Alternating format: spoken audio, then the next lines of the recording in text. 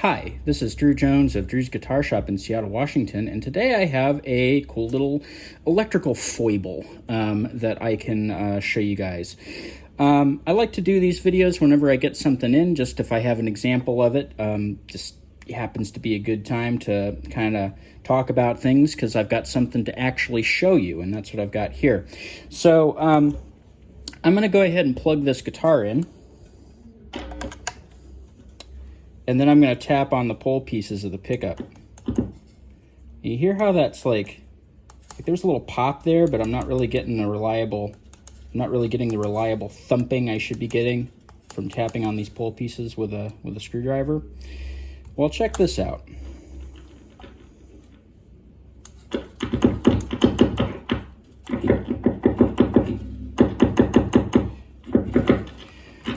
So why is it that lifting up the pick guard a little bit is affecting the electronics?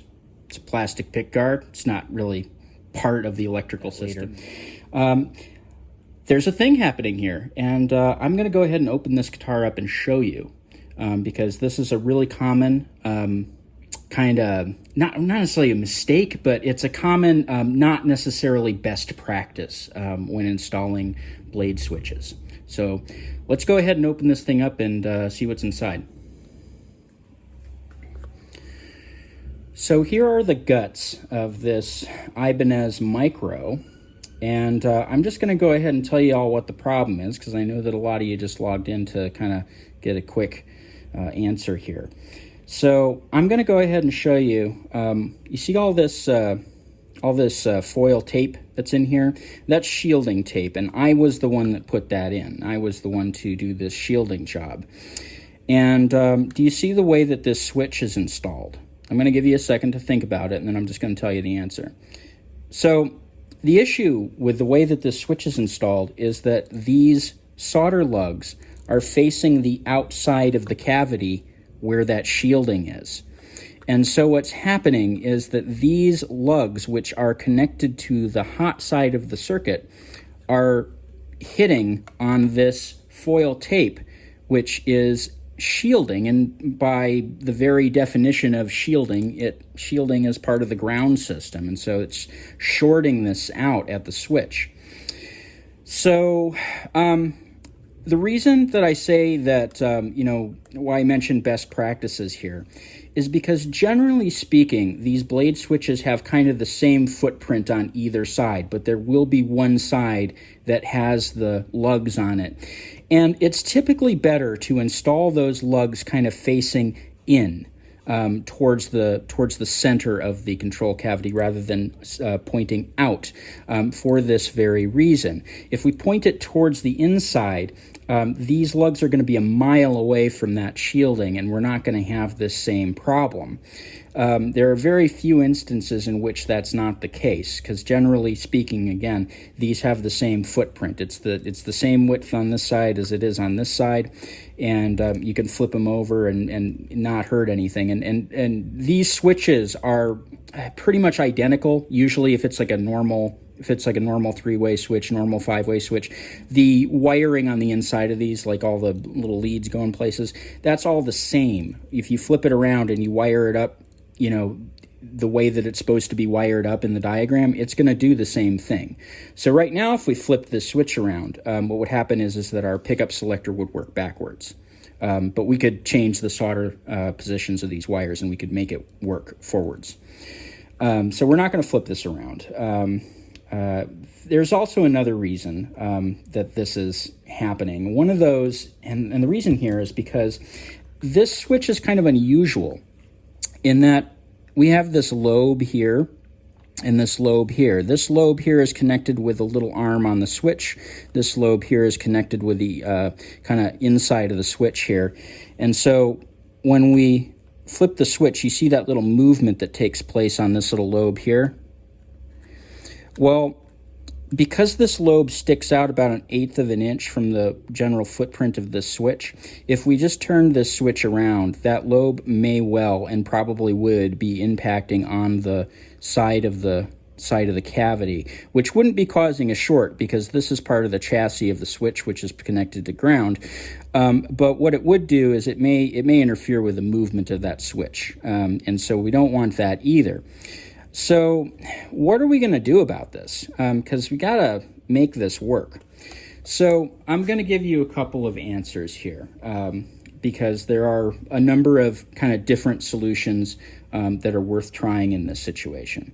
So the first thing is that these leads have a little bit of play in them. You can kind of bend them a little bit, slowly, gently, without snapping them. I wouldn't recommend getting in the habit of just going in there and, super messing around with them, because, they're not made out of a metal that's designed for that. Really, they will break. But you can move them a little bit and kind of get them out of the way of stuff that's impacting. We could maybe move these down or up to see whether or not we can clear that. And I guess the way that we would figure that out would be that we're going to go ahead and drop a ruler on here, and we're going to see how tall the switch is. So I got about 1.25 inches. Let's see how deep the cavity is. A bit deeper than 1.25 inches. So what we could do is we could bend these kind of downward, which would create the space that we need away from the, shielding. Basically, I'll kind of draw what I'm talking about here, just because it might be kind of hard to see. So we're going to take the contact that's like here, and we're going to bend it this way so that there's no contact there. So that would be a solution that we could use, bending it downwards towards the bottom of the cavity. We could also bend it upwards towards the top of the switch, which would basically be doing the same thing, except the angle that we would be looking at is that. Now, that may indeed solve the problem. It may get those lugs away from that shielding. It'll give us a little bit of space anyway. But there are still some other solutions here that I wanted to talk about. One of those would be to add some insulation over the shielding. And what I mean by that is you can take some cloth tape, or you can take some, paper tape of some kind, medical tape, and you can go in here and you can cover this shielding around that part that's shorting out. And if you do that, what's happening then is that you've created basically kind of, same thing as the insulation that's around the wires, except that it's over the shielding. There's no reason that the shielding necessarily has to be exposed to open air. It'll still work just fine as long as it's grounded. So you can put a cover over that, and you can keep those two pieces from physically touching each other, which, is another way that we can go about doing that. In situations where the switch is symmetrical on both sides in terms of footprint, you can take that switch out and install it the other way. And in that case, like I said, it'd be the little lugs are going to be a mile away from that shielding, and that's something that, is easy to do if you just look at the way it's wired. If you want to do that, I would just suggest taking a picture of how things are wired up, maybe label things, and when you pull the switch out and put it back, you just put everything back in the same position that it was in, just, mirror image, right? So that would be another way that we could do this. Still another way that this could be done, and this is kind of getting a little bit more invasive, a little bit more kind of dodgy in terms of like how much I'd recommend doing it. You can move stuff. So the pickguard itself will sometimes have a little bit of play in it.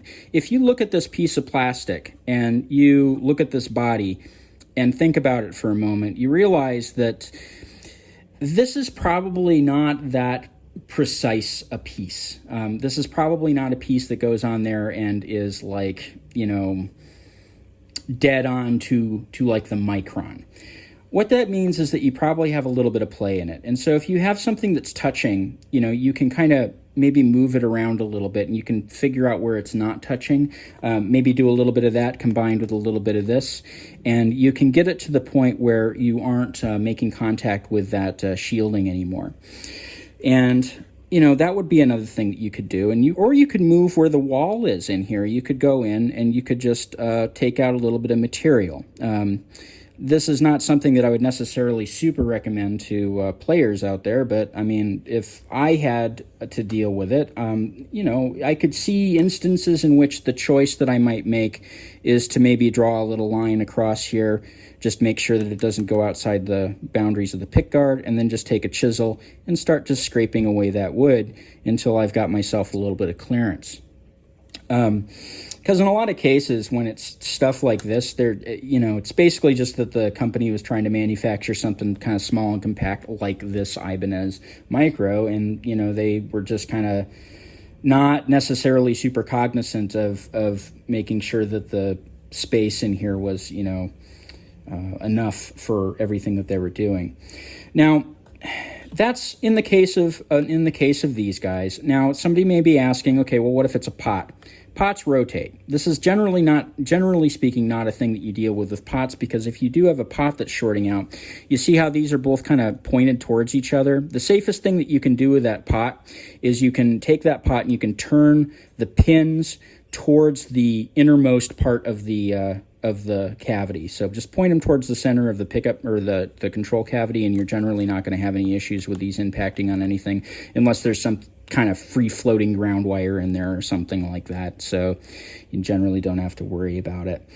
But yeah, this is a super common issue, and it's something that I see, it's something that I end up seeing just because all shield guitars like this one that don't necessarily see shielding a lot of times. Like this didn't have anything in it before, but this is one that I'm getting ready to sell, and I have kind of a personal policy about guitars that I put on the shelf here for sale, which is that I kind of take care of all the dumb little things that don't get taken care of sometimes, at the factory or at the shop that, initially sells the guitar. So I usually add shielding. I'll upgrade the caps sometimes, like I did on this one with that orange drop, and I'll rework the frets and put a bone nut in and, do some other niceties like that. Part of it is, because I can kind of raise the value of the instrument because I can charge for my work. But the other part of it is that, a lot of these guitars are going to students, and, I remember being a student myself, and I just don't like the idea of sending something out of here that's going to have some weird bogus problem that, somebody's going to be putting up with, thinking that that's normal for guitars.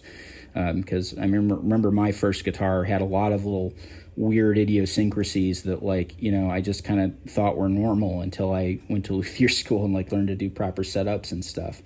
So, that's the thing.